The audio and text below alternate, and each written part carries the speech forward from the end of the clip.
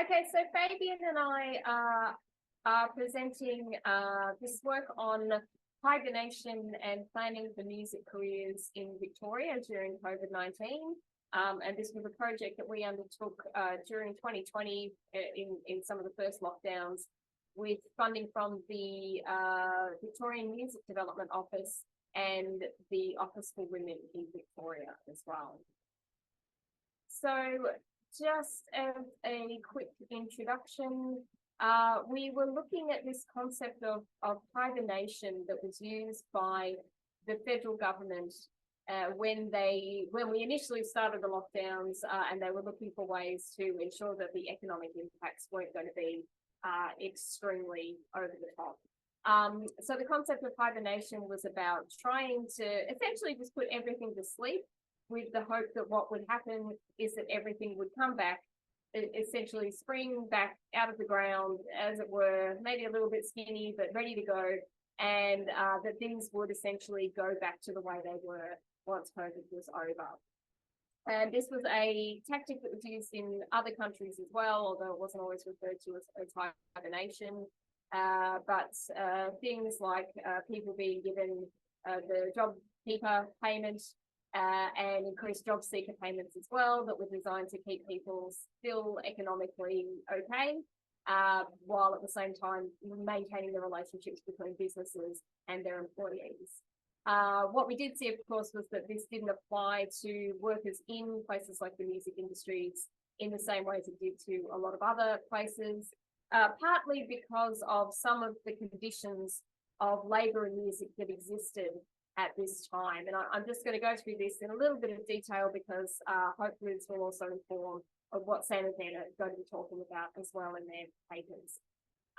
So the music industries are basically, I mean, we talk about a gig economy a lot these days, and it can often be a very literal translation of that when it comes to music, in that people can be working from gig to gig, where they're going out playing at particular events, being paid for those, and sort of cobbling together money from creative activities, if they are a creative person, from a variety of different jobs, sometimes part-time, sometimes casual, sometimes we're talking about freelance work.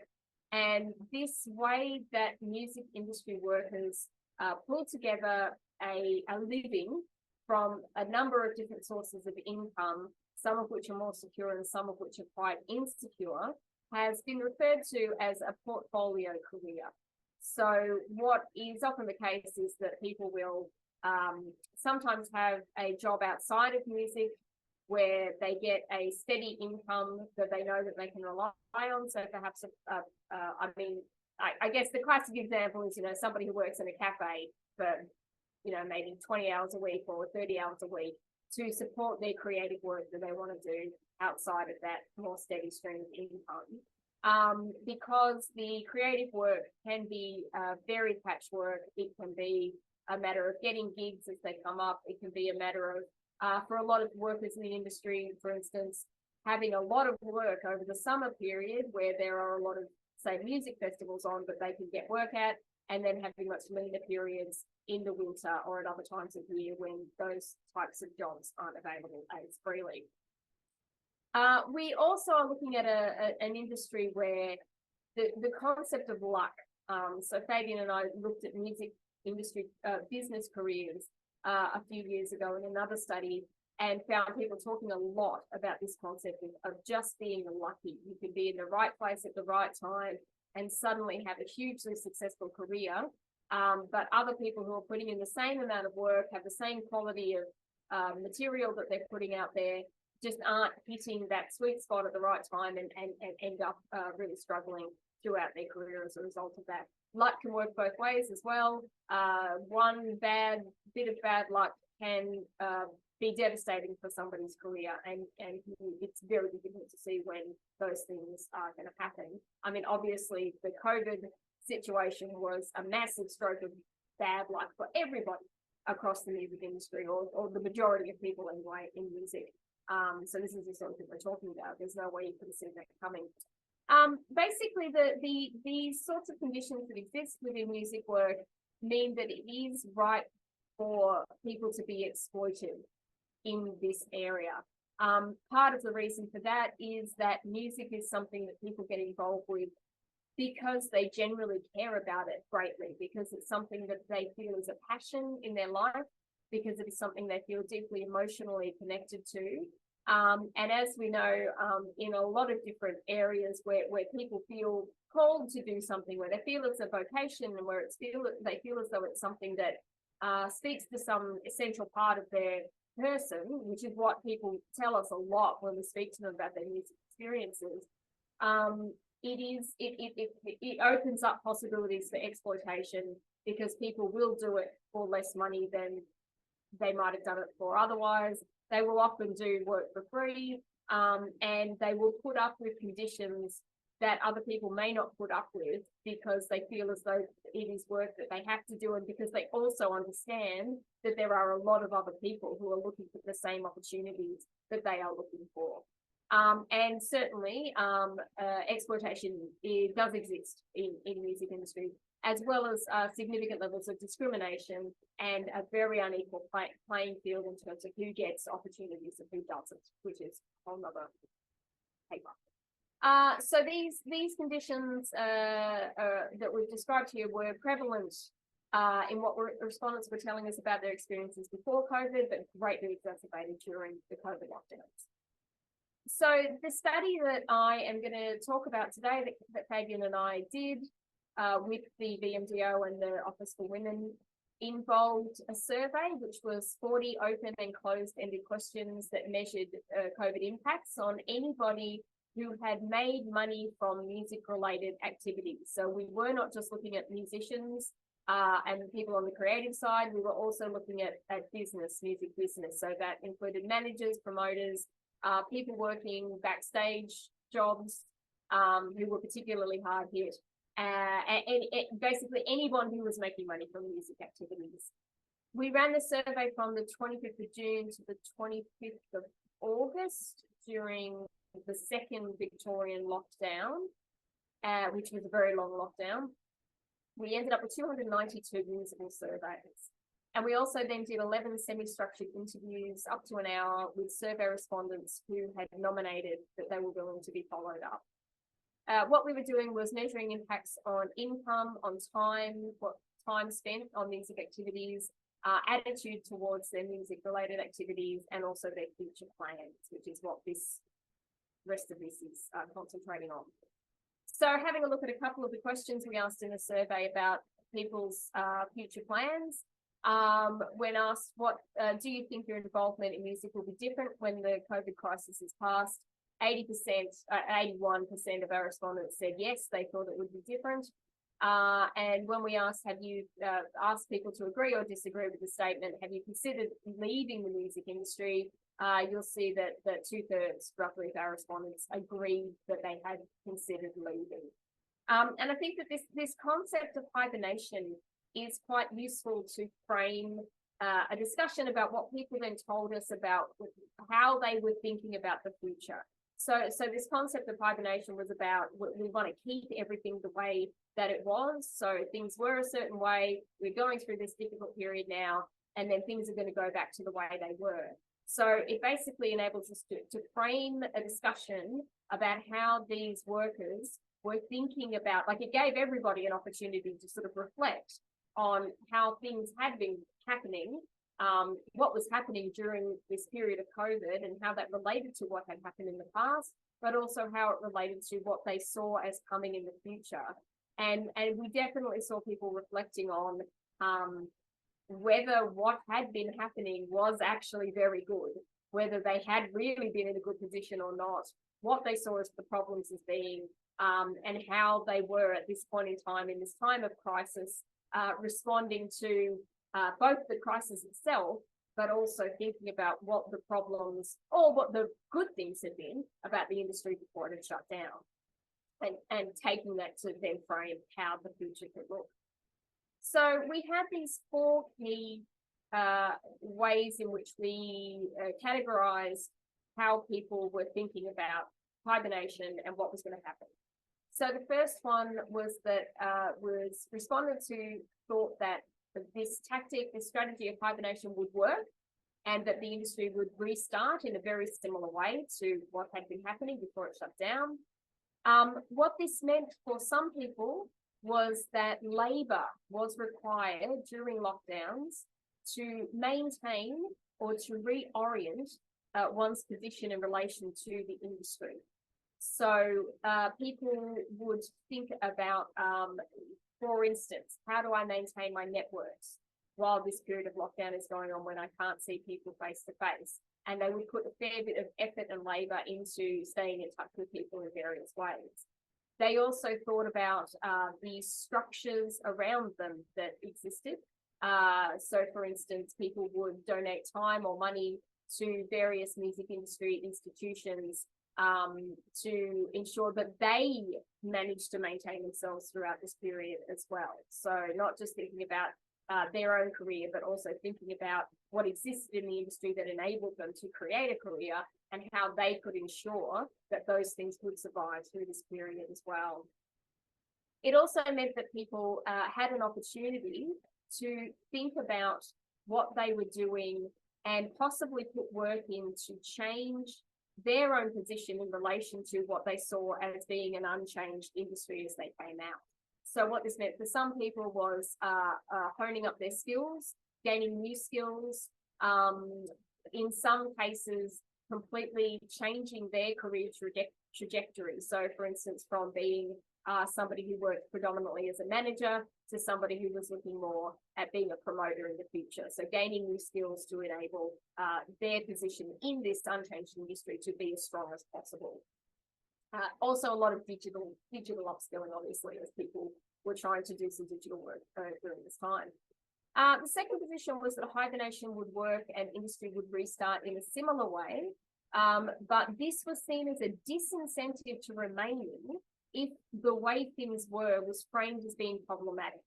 So the lockdown was giving people an opportunity to think about the ways in which they had been experiencing a bad time, basically, in the music industries, and to think about, like, do I actually want to go back to that if that's the way it was?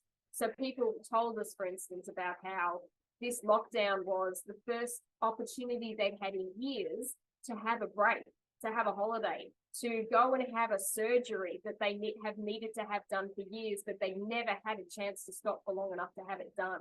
And they were saying to themselves, is this something that I want to return to? Because I don't see it being any different when we come out. I'll go through these other ones really quickly. So the third one was hibernation would not work as intended, and the industry would be fundamentally changed on restarting, meaning labour was required in lockdown to gain new skills.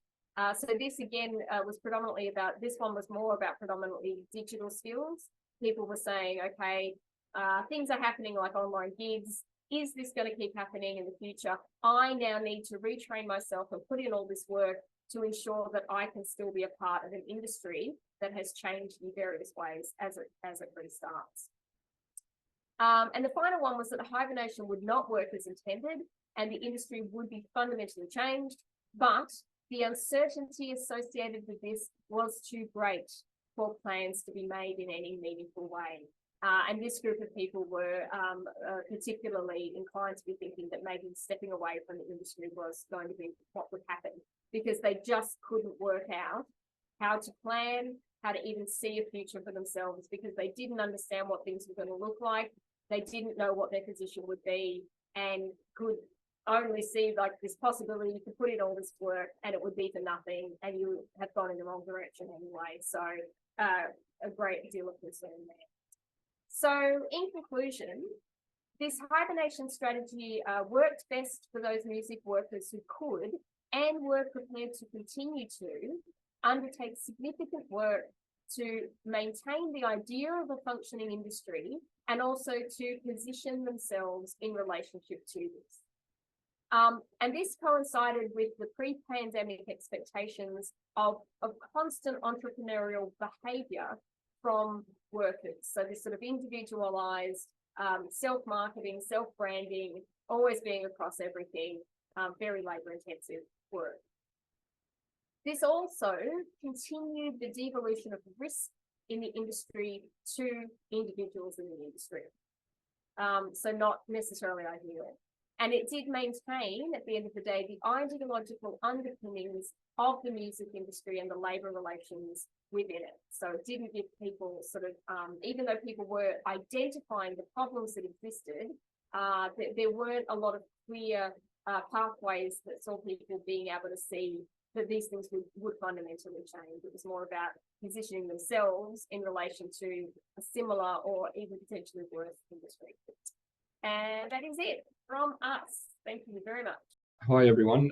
So I'm at Griffith University in Nathan, south of Brisbane. So I want to acknowledge I'm on the traditional lands of the Yagara people and also acknowledge the Turrbal people north of the Brisbane River as traditional owners of the greater Brisbane area and pay my respects to elders.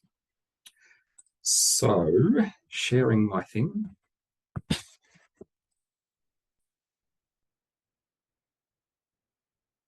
Go, hopefully.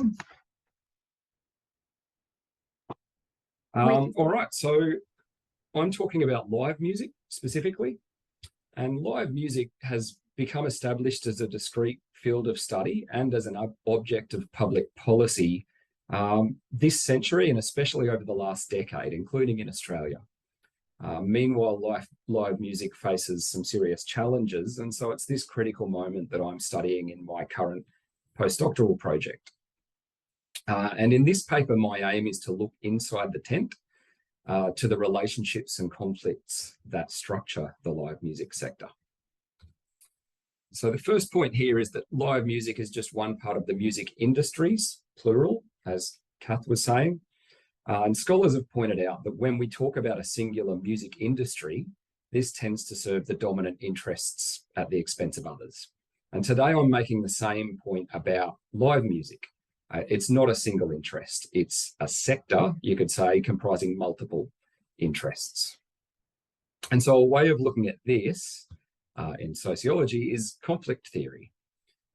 So coming through figures like Karl Marx, Max Weber, Randall Collins, the key points of conflict theory are that there are limited resources, and that includes property, but also things like power and prestige. And there's competition for those resources between different groups of people with different roles and interests. So we have latent conflict, and for there to be manifest conflict, that requires mobilization, and that depends on things like power resources, as well as other factors like ideology and organization. And without these factors for mobilization, you could just have severe inequality or exploitation simply enduring. When conflict does manifest, some of the effects that have been recognized include increased integration within a group. So the obvious example of that would be nationalism during wartime, for example.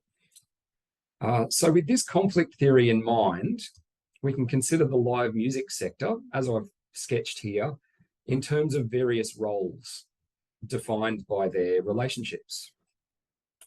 So each of these actors are involved in, any live music event: promoters, ticket agencies, booking agencies, venues, production and hospitality businesses and workers, audiences, of course, performers. And each is seeking to maximize their share of resources, and their interests might conflict or coincide from time to time. And these shared interests are formalized in industry organizations, and I won't go into those. There's a number of them, except to note again that certain organizations tend to represent themselves as speaking for the whole sector. But really, they represent certain interests within the sector. And so that's what I'm keen to highlight and break down here. So there are some other forms of conflict going on here too. Within each role, there's multiplicity. There's more than one venue, more than one promoter. There are countless musicians. And so these compete with each other, subject to their unequal resources. And that's something we'll come back to. Also cutting across each of these roles and within every business is the conflict known as labour relations, which is fundamental to our society, but systemically obscured.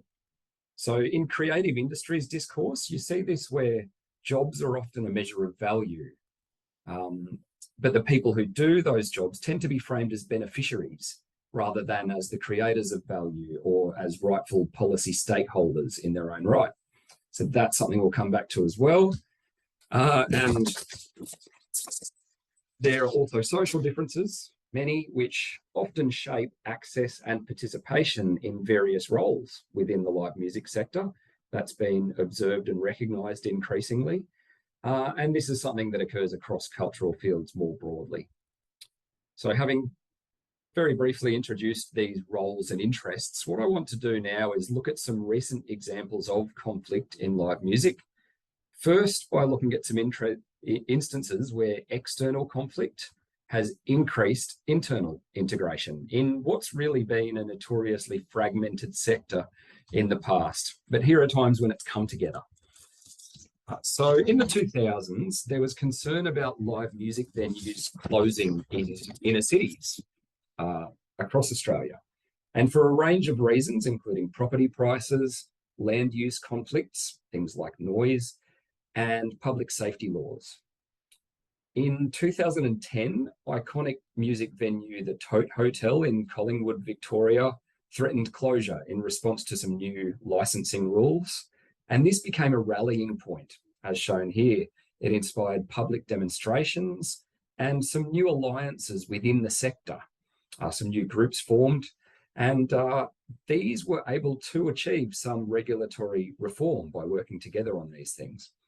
And one of the enduring outcomes there was the establishment of the Live Music Office, which was jointly funded by the Commonwealth Government and industry until the next government withdrew their contribution, but the office continues to operate with industry funding. And so this is one way in which we see live music as a discrete mainstream policy concern. Another instance of an external threat was in 2018, 2019 in New South Wales, when the state government proposed new festival regulations in response to some tragic drug-related deaths, and there were inquiries and recommendations made.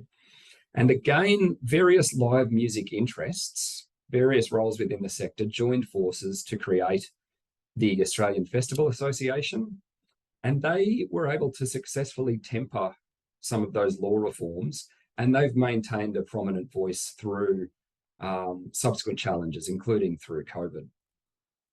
And perhaps the biggest exogenous threat in recent times for the live music sector was the COVID pandemic, as Kath and Fabian have talked about. And one thing that happened in this context is that the live music sector was able to capitalise on public sympathy with an uncommon sense of unity. This was a time when they did band together to an extent. So the I Lost My Gig website shown here, this was something that publicised the crisis. And here we see jobs and income used as a measure of crisis. The Sound of Silence campaign is something you might not know by name, but you may have seen some of their messaging, which came out through social media and mainstream media. It was a collaboration between various sector bodies and businesses, some of the large businesses and smaller businesses in the music sector. And they helped to promote this message about music, and especially live music, as something to be supported. There was this idea that the live music sector is a unified thing, that it's of value, and that it's in crisis, and that it deserves public support. And so this came through in things like Isolate and other online events that raised money for charities like Support Act, and they used messaging like Support Australian Music. And coming through this, there was a new association formed, the Australian Live Music Business Council, ALMBC. And notionally, they're a whole of sector organisation. Their membership is open to literally anyone whose primary vocation is in the live music sector, from concert promoters down to venue workers and individual musicians. But they are, as the label says, they're a business council. So they favour supply side policies, and they could be expected to take certain positions on workplace matters like pay or safety, for example. And it's also a small business council. Part of the reason they were formed was to represent the great number of small businesses in this sector.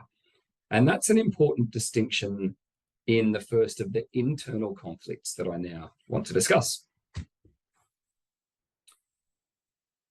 So where am I? Here we go. Yeah. So one area for competition for limited resources in the arts is public funding, especially during times of crisis. So during COVID, the Commonwealth's flagship art support scheme, RISE, controversially awarded over $1 million each to a Guns N' Roses tour and to the Splendour in the Grass Festival, both of which were concerns of multinational corporations. And so this drew open criticism from some elements of the sector, especially smaller business interests. And the ALMBC, the Live Music Business Council, lobbied and worked behind the scenes for some further funding rules to actually enforce a timely trickle down of this funding to suppliers. That's where I've mentioned the batch 5 grant rules.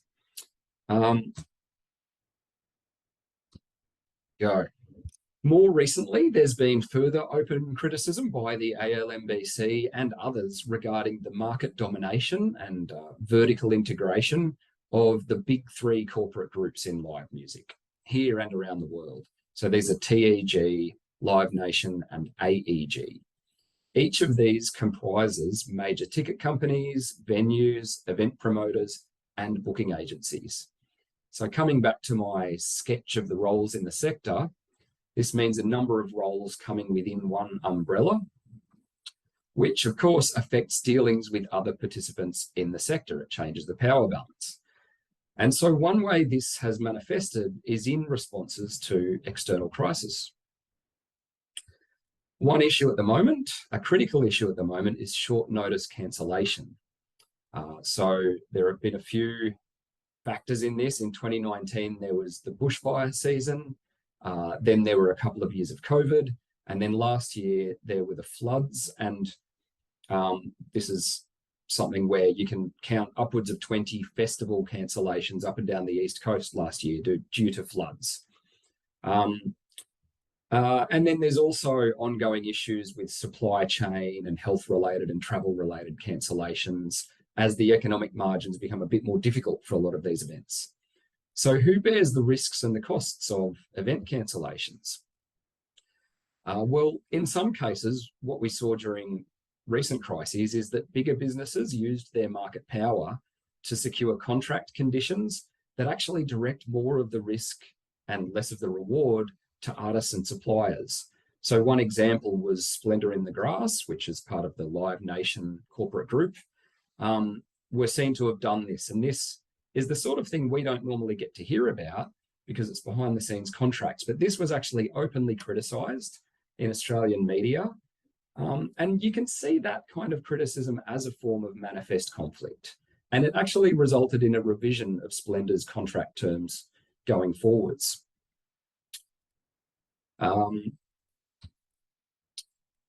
Turning to the conflict of labour relations, this is something increasingly raising its head. And one place you can see this is in venues. So live music venue operators have a role as essential supporters of live music, and they're often framed as live music champions, especially when they save or revive beloved spaces. So as an example, Sydney's Mary's Group, the gents shown here, was celebrated for reviving live music at the Lansdowne Hotel in Sydney. But venue operators have a dual role as hospitality employers and as the payers of musical performers. And so their interests can diverge from staff, from suppliers, from musicians. So you see this a couple of years later, Mary's Group were again in the news where they were being criticised for their workplace relations, attitudes, and practices. Similarly, the beloved Tote Hotel that was at the centre of Melbourne's live music rallies in 2010, and it's now once again the subject of a public campaign to save it because it's on sale. The owners were accused of wage theft, and one manifestation of this particular conflict between venue and staff was a boycott by some musicians and audiences. And another instance of the labour conflict is recently the entertainment union, MIA, has been making a push in the live popular music sector including among the freelance, majority of that sector, with a new division called Musicians Australia that was formed in 2018. And one of their campaigns is for minimum performance fees for musicians. And the owner or former owner of the Tote Hotel was a prominent critic of this proposal. And his claim, shown in the headline here, that minimum performance fees would kill small live music venues, is a clear example of the conflict theory idea of limited resources begetting conflict. So to summarize these various threads, we can view the live music sector through the lens of conflict theory. We can see incompatible interests in limited resources generating conflicts between roles, for example, between venues and musicians and promoters, between competitors within roles, big and small businesses in each of those areas, and along with broader social conflicts, including fundamental things like labour relations. External conflicts and crises can, on the one hand, increase solidarity within the sector, but on the other hand, by heightening the scarcity of resources, they have the potential to increase conflict as well. And finally, the uneven distribution of resources in the live music sector limits the potential for latent conflicts to become manifest. However, given that there's so many intersecting interests, alliances can form from time to time in response to different situations. And external factors can come into play too, such as when industrial relations laws change. So there's always the possibility for mobilisation. All right, thank you. Thank you so much, Ben. Once again, thanks so much to Catherine and to Fabian, and then to Ben. And now we're moving on to Sam. So thanks, Sam. Thank you, Ben. I'll just share screen. That was an excellent segue into my talk. Can everyone see that PowerPoint? Yeah. Yes, we can. Right. Yeah, excellent segue, Ben. And thank you, Catherine and Fabian. So firstly, I'd like to acknowledge that I am on the traditional lands of the Kaurna people and wish to formally acknowledge their elders, families, and forebears, and any First Nations people joining us today. So as Ben briefly mentioned towards the end of his presentation, as part of their submission to the federal government's new National Cultural Policy, which we now know as Revive, Musicians Australia have called for a minimum rate of pay for professional musicians set at $250 per musician per performance. Such a demand seems quite reasonable, but resistance from smaller live music venues reveals the tensions involved when questions around the value of cultural labour are raised, especially in sectors where hobbyism is the norm. So on the 26th of September last year, several friends shared this article from The Age with me. The article detailed co-owner of Melbourne venue The Tote, John Perring's reaction to Musicians Australia's call for a minimum rate. And I quickly noticed a few glaring assumptions about audience behaviours and the value of cultural labour in statements made by John, such as this one. So in this statement, and this was made in his response to the National Cultural Policy. So the Tote lodged their own submission to the review process for the National Cultural Policy, and this is an excerpt from it. So here, the proposed ticket cost of $15 to $20 puts the value of each band at approximately $5 to $7 per band, which is a third or half the cost of a pint of beer, respectively. So there's just some context as a comparison there. Such a price is never definite, and neither is an audience's willingness to pay. Yet John took these as a given in his statement. However, charging more for live music and therefore valuing the skilled labour that has gone into a performance at a commensurate rate is, I believe, a policy conversation that is long overdue, and I'm glad that we're having it now. This is clearly an unsustainable business model and systematically devalues cultural production and labour. So myself, having worked as both a musician, bartender, and venue manager in Melbourne's small venue scene and done my PhD on those venues, I was shocked to realise that I had overlooked a key factor within these discussions around the social and cultural value of live music, and that is the bargaining power of musicians, or more importantly, their lack thereof. I quickly realized that I had also not paid enough critical attention to the dominance of employer groups within public discourse around the value of live music, which Ben covered well before. Venues, promoters, and other senior stakeholders, such as management companies, have dominated this conversation over the past decade, with the actual workers themselves, the musicians and other cultural administrative workers, remaining a somewhat disparate group whose needs seem to have been conveyed via these employer groups by proxy. So the call for a minimum rate of pay for musicians has brought such injustices to the forefront of a public debate regarding the actual value of live music and the bargaining power of musicians more broadly. So I think we can all agree that musicians are skilled workers, but unfortunately they have very little to no bargaining power in industrial relations. And this is because they are hard to organize as collective labor due to the disparate nature of their work, but also further to their lack of bargaining power following the undermining of the welfare state in the 80s and 90s, and under the current era of sort of zombie neoliberalism we find ourselves in. Most musicians have very little financial safety net to fall back on as a minimum. And that safety net would otherwise provide them with the power to say no to a bad gig and the freedom to say yes to better conditions and pay. So interestingly, there is a strong argument that the last time musicians had a financial safety net in Australia, and therefore any sort of collective bargaining power as a group of workers, was in the early 90s when unemployment benefit payments were decent. So indeed, unemployment benefit schemes in Australia, Ireland, and the UK offered a financial lifeline for many arts and cultural workers prior to the introduction of mutual obligations or other work for the dole type schemes. So in Australia, an entire generation of artists, comedians, musicians, and actors emergent during the 80s and early 90s were able to draw what amounted to a living wage from the dole whilst concentrating on their artistic practice on top of that. So arguably the majority of Generation X that are still actively employed or engaged in the Australian cultural industries today have the dole to thank for at least the earliest parts of their careers, as it offered an opportunity for them to focus on their craft when they were at the peak of their youth. Of course, other material conditions such as cheaper housing, a well-funded arts infrastructure, and a much better resourced public broadcaster in the ABC assisted all of this, as did the role of community radio at the time.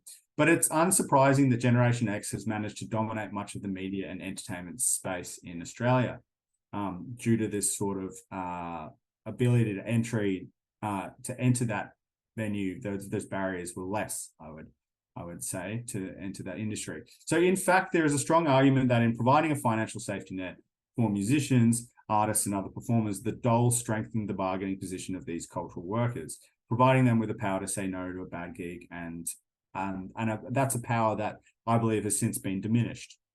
And of course, the role of government is important here, and governments aren't neutral players in the bargaining power of musicians and artists in general. And there are plenty of international examples of alternative policy models to this effect, some new and some old. So the Republic of Ireland has recently instituted a new scheme to provide 3 years of support to up to 2,000 individual artists, piloting a form of basic income. Qualifications for that scheme relied on meeting 2 out of the 3 following conditions. Artists may have previously earned an income from the arts, they may have an existing body of work, or they may be a member of a recognized arts body, such as a trade union, which those conditions kind of allow some wiggle room. Once artists met those conditions, the actual successful applicants were decided by lot.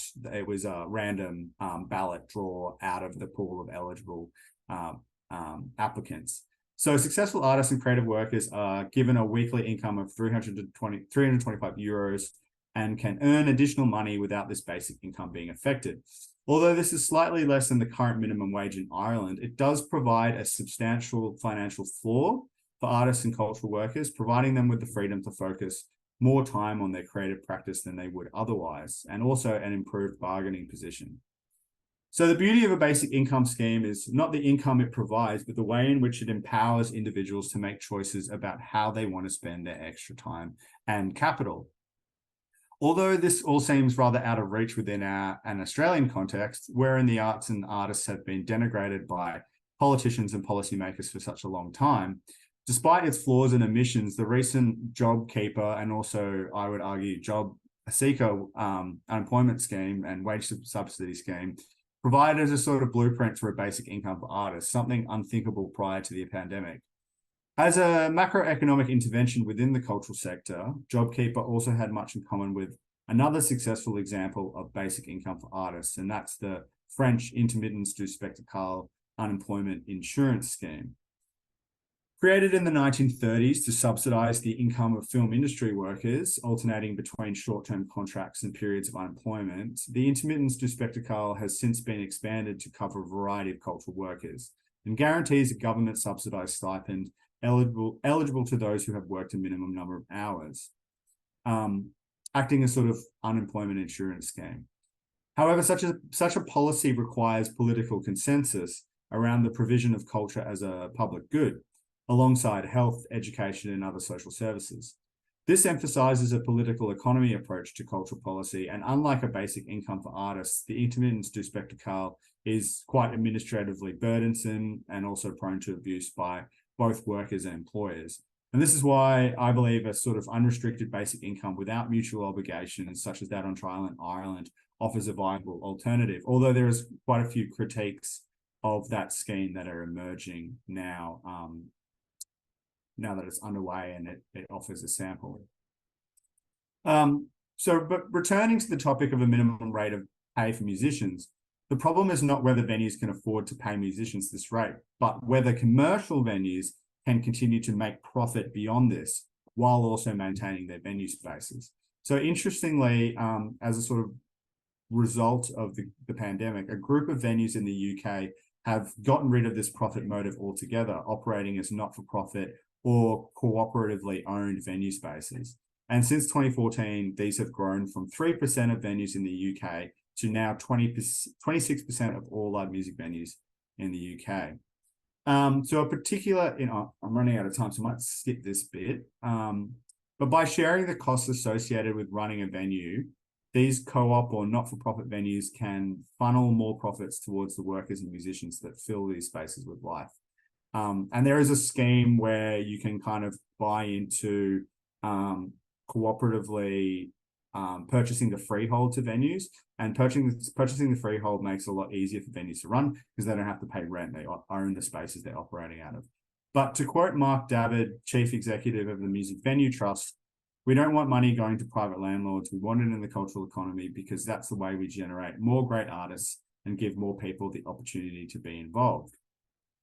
Perhaps such an approach might make it easier for venues to ensure a minimum rate of pay for musicians, and research is needed into whether alternative venue models provide greater returns to gigging musicians. So this is something that requires much further research to see if it's more equitable for musicians and other music industry workers. Of course, there's no reason musicians shouldn't be able to volunteer their labor for free or at a low cost. However, for those professional and semi-professional musicians trying to eke out a living, the only way to prevent market failure and the subsequent downward pressure on wages is to put a floor on those wages in the form of a minimum rate of pay, much like an award wage. Otherwise, venues and other musicians will continue to undercut each other. So from a practical standpoint, there are three ways I can see such a policy being implemented beyond its current remit of government and public contracts. So currently the $250 minimum fee only applies to taxpayer or ratepayer funded contracts. So first, the minimum rate is implemented uniformly, then to prevent a massive price shock to audiences due to the rising cost of labor passed on by venues, governments might subsidize the initial gap between what the venue or promoter is charging on the door and the cost of paying the musician's minimum rate. They could then slowly wean venues and therefore audiences off this subsidy, acclimatizing audiences to the actual cost of a gig. This weaning process will be a real challenge. I probably see that as the most unrealistic model. Alternatively, quotas could be imposed on the number of amateur gigs a venue can host per year. So the minimum rate of pay would not apply to musicians performing on these amateur nights / performances. All other performers contracted outside of these dates must be paid at least the minimum rate. So this distinction between professionals or semi-professionals and amateurs would obviously have interesting cultural implications, but it might possibly incentivize musicians to organize more effectively as a group of workers.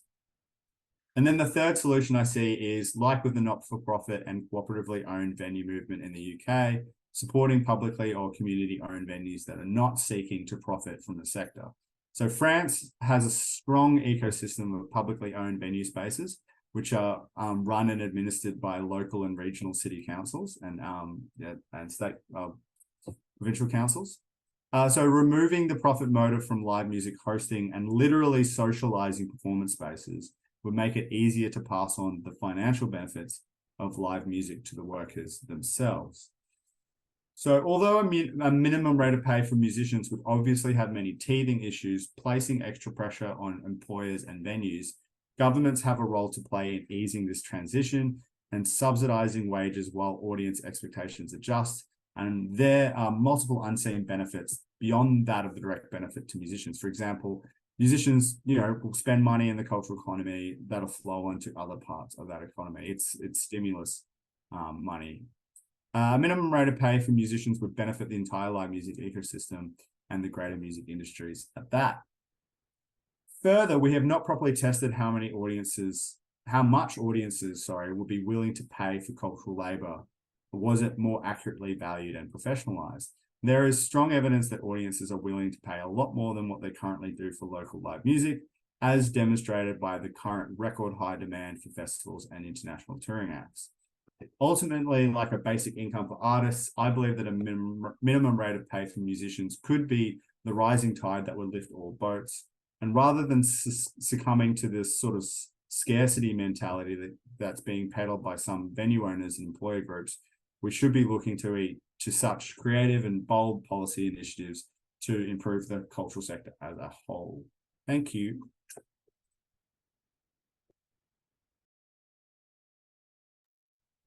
Thank you so much, Sam. And I've just lost images there somewhere, but thank you. Now we've got time for questions, and has Eduardo, I see Eduardo had his hand up. So Eduardo, would you like to start? I was actually clapping, but no, I will ask Sam a question. Very, very interesting, all the models that you've put forward. You went quickly through a universal basic income and said something about Ireland. I didn't realize that Ireland was trialing this. So it strikes me as very attractive that we talk about living in a creative society or a creative economy that, well, two things, making all education free and having a universal basic income would be very good ways to unleash creative labor and creative energies. But you said there were criticisms that had emerged in the Irish case. So would you mind pointing out what the problems are there? Yeah, thanks, Eduardo. Mainly that it privileges those that are already established within the arts. That it because it creates barriers to entry, because it is a conditional basic income scheme for artists. It doesn't allow for a universal access to that those payments, and so it tends to privilege those who have already kind of they're either established or sort of mid-career artists. The other thing it does is it introduces bureaucracy and a kind of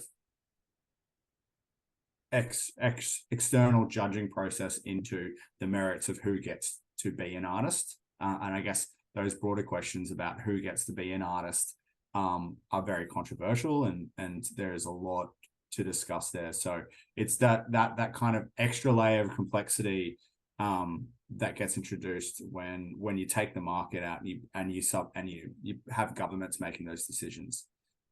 Does that answer your question? No, I'm a little bit confused actually, because I thought a basic income you wouldn't have a bureaucracy making the decisions. Yeah, so it's a basic income for artists. Oh, okay. Yeah. Sorry. No, that's an important clarification. Yeah. I thought if you had a basic income for everybody, So sorry, the basis of my question was, if you had a universal basic income for everybody, would that be something that would also have benefits in the creative industry? So yeah. Oh yeah, absolutely. I think a universal basic income would have great benefits for everyone to focus on their creative practice, and that ranges from amateurs to professionals, because if you don't have to be a wage slave to subsidize your creative practice on the side, you can concentrate on it fully. But no government has taken on a universal basic income or properly trialed it. All basic income trials have usually been conditional or subject to a certain group. So the current trial in Ireland is focused on artists specifically, not a universal scheme. Thank you.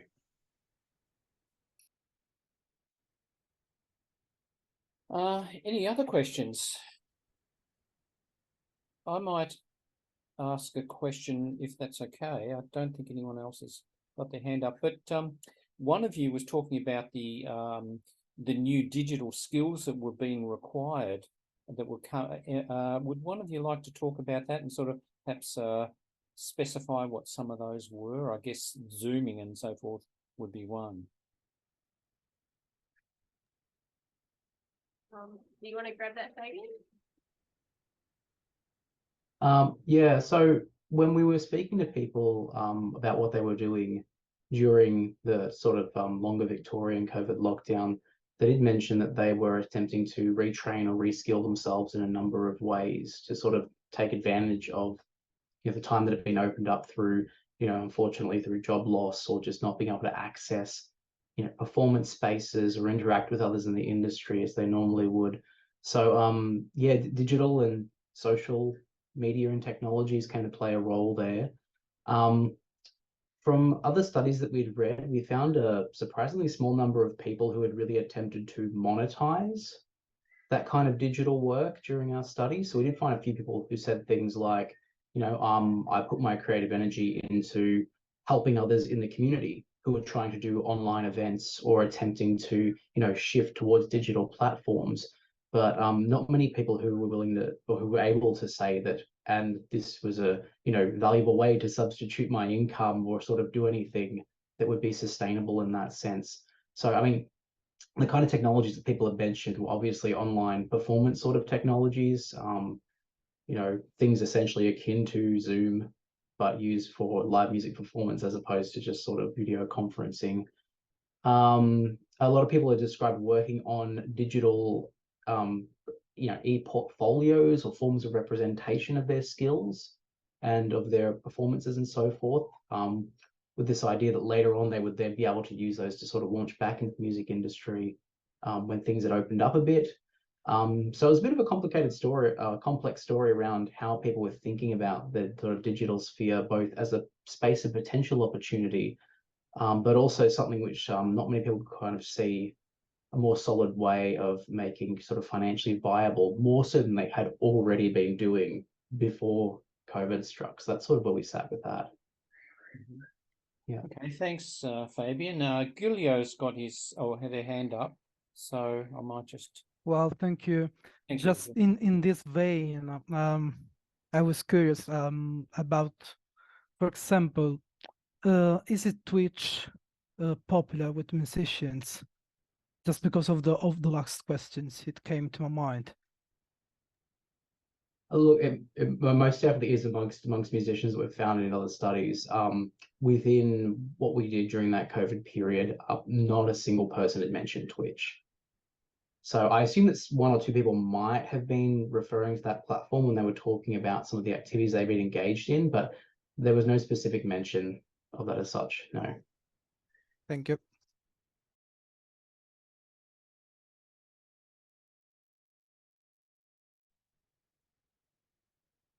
No one else? Okay, maybe. Sorry. Oh, yes, sorry, Ben. Oh, I was going to, yeah.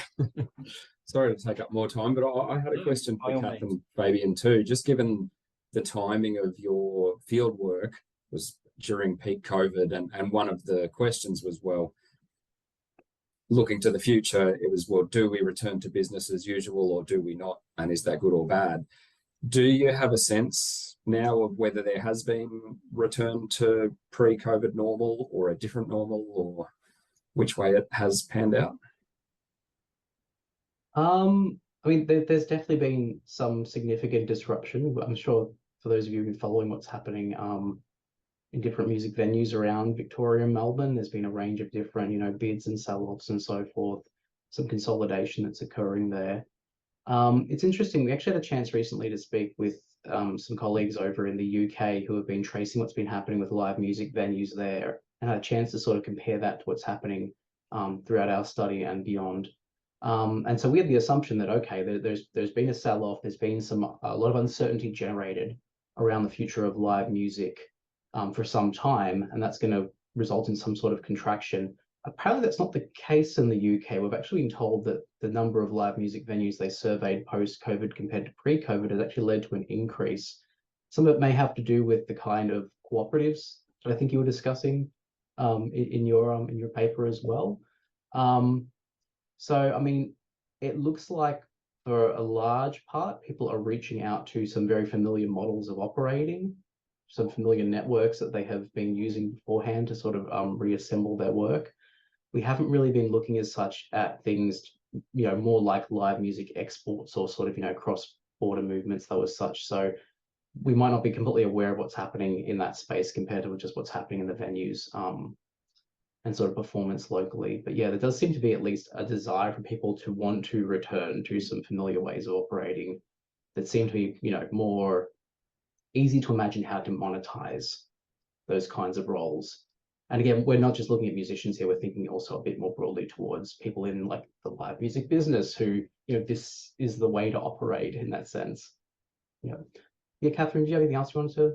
Yeah, I would just add, we don't have a very clear sense of how things might have changed in terms of some of those like conditions of exploitation essentially that I was discussing. But I mean, definitely there has been a continued discussion, like people probably would have seen that the Raising Their Voices report was released last year, which was a very thorough documentation of things like discrimination and bullying within the music industry workforce. And there are things like in the new creative policy package, a commitment to having a body where people can take complaints around those sorts of things. So definitely the discussion that was going on beforehand, but I think some people did draw attention to during COVID around like what are we asking people to do in terms of like what conditions they work in is progressing. I think there's definitely some research that needs to be done at this point around what is actually happening on the ground though, because there was a lot of speculation that it could go either way. Like people could really be asking for better, or at the same time, because everybody's gone through this horrible time, things could get worse because everybody just wants to see music playing again and they're not wanting to ask hard questions and just want the dance floor to be happening. So yeah, there's a big question mark there, I think. Thank you. Now, next we've got Carl. So thank you, Carl. Yep. Thanks. My question is just about the income and things that Sam talked about. I was just wondering how open mics would pan out with that, or what are your views on open mics? Because it's been sprouting everywhere in Queensland as well. So, yeah. Yeah, thanks, Carl. So, I mean, open mics kind of resemble the non-quoted part of the model that I propose, where you have amateurs that want to volunteer their labor for free, and should be allowed to do that. And if they want to perform without remuneration, then that's fine. But I guess what I'm saying is that we should. One of the models that I propose for $250 minimum fee is that for those musicians that want to be professionalized or semi-professionalized, there should be a quota on the amount of nights per year that venues host that they will pay the minimum rate. And you could say that the other non-quoted nights would be open mic nights or other sort of like more, hobbyist type events, but which would create obviously interesting cultural implications, because if you're saying this group of musicians get a minimum rate and this group of musicians don't, then that's going to introduce interesting hierarchies. But what it does is it increases the transparency of the transaction between the contractor and the contractee, right? Because if a musician can say, I'm worth at least $250, then they have to guarantee that they can bring a certain amount of audience to that gig at a certain rate to be able to justify that expense on behalf of the venue. And that transparency in terms of labor relations, we have it in pretty much every, and as Ben alluded to, it is obscured in a lot of workplaces, but in most professional workplaces, the worth of each individual worker can be demonstrated and therefore can be costed on behalf of the employer, and then they can kind of work out how much they can pay each worker. But if we have no starting point, if zero is the starting point for musicians' labor, then how are we going to be able to raise that? And I think a minimum rate of pay is a good way to not only make sure that musicians are paid for their work, but also introduce transparency into that process of negotiating conditions and ticket prices and rate of participation by audiences. Does that answer your question? Sorry, I went on a bit of a rant there. Yeah, it's good. It's good. Yeah, just that people are not, being paid to play in open mics, but then, yeah, we're still fine with that. But yeah, thanks, Sam. That's okay. Thanks, Carl. Thanks, Carl, and thanks, Sam. Ben, you've been making some comments to Eduardo about the creative worker as being the idealised neoliberal worker. Would you like to continue with that? Talk about that? Yeah, sure. I mean, I can't recall who it was that said sort of that exact phrase, but it's something that gets pointed out. There's an increasing focus on including musicians, on musicians as workers and on music as labor. Because in popular music studies, there was often more of a focus on other aspects of the music industry. And in creative industries work, they were often focusing on other forms of creative work, not really musicians. So it's a bit more of a recent thing that people have pointed out. And there's this sense that maybe creative industries, including music, were a bit of a vanguard, and so we use that phrase. It's the original gig economy. And partly that's due to how people conceive of themselves. So do musicians regard themselves as a person working for someone? And do they see that, I spoke about those material interests, the venue paying the musician, or do you see yourself as they're my peers and I'm on the same side as them because we're all participating in this broader creative project and we're all following this vocation of supporting live music, and where there's valid things on both sides there. So there's the acceptance of, I'm a freelancer, I'm a business, why would I join a union? Those sorts of things, that sort of attitude is really well ingrained in creative work, including in musicians. Thanks, Ben. And Sam has his hand up, so would you like to continue? Thanks. Yeah, I completely agree with Ben saying in terms of the atomization of musicians as workers and this kind of non-stop creative industries rhetoric about them being small businesses and things like that.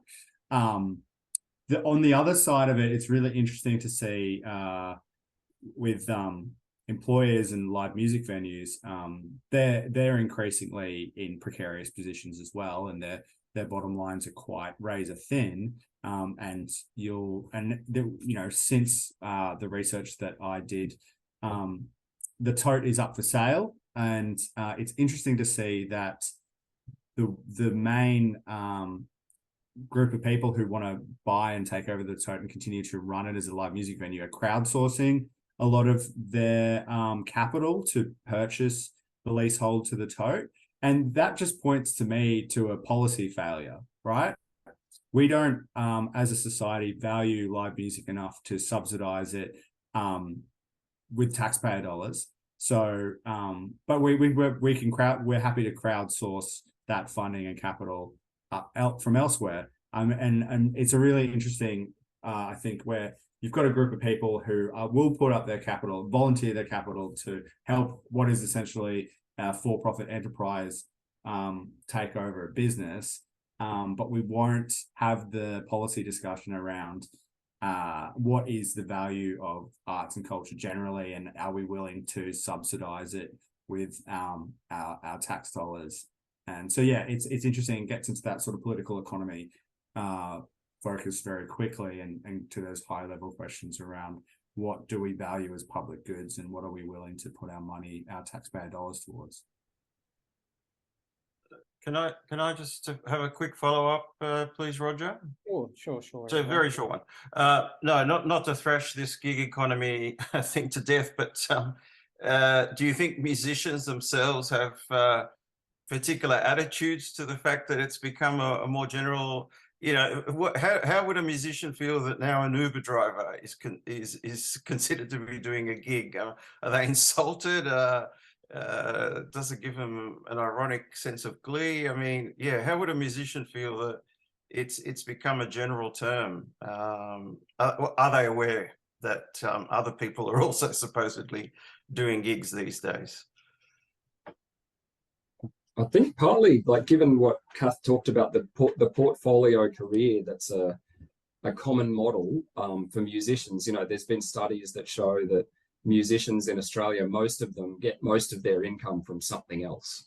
Okay. And often that is from, sometimes it's from things like teaching, but often it's from a range of things, working in hospitality, whatever it might be. And so partly they're in the other gig economies as well as the music gig economy. They're working in each of them. Multiple gig economies, yeah. Yeah. And I guess that also, sorry to keep talking about your thing, Kath, but I also found musicians, feeling during COVID, what can I work on? I can't do a gig, so I'll work on my online profile. And I guess that speaks to that sense of being a personal business, being, this hustle and grind kind of mindset. So I guess that's something where musicians have, among other creatives, have led the way, because you have that mix of passion and vocation and work and income. And, there are tensions there, and it's complex.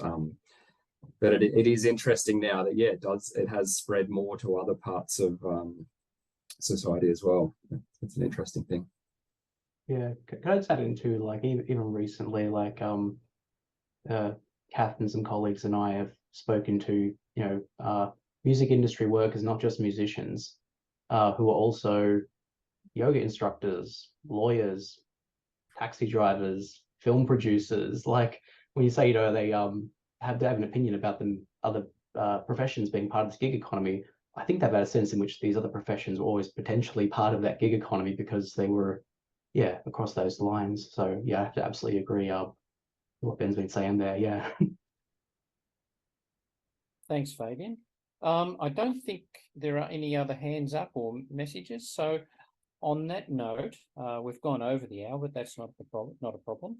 I'd like to thank Catherine, Ben, Sam and Fabian for a great presentation, and hopefully this will lead to other further debates and so forth. And I'd like to wish you a good afternoon, and thank you.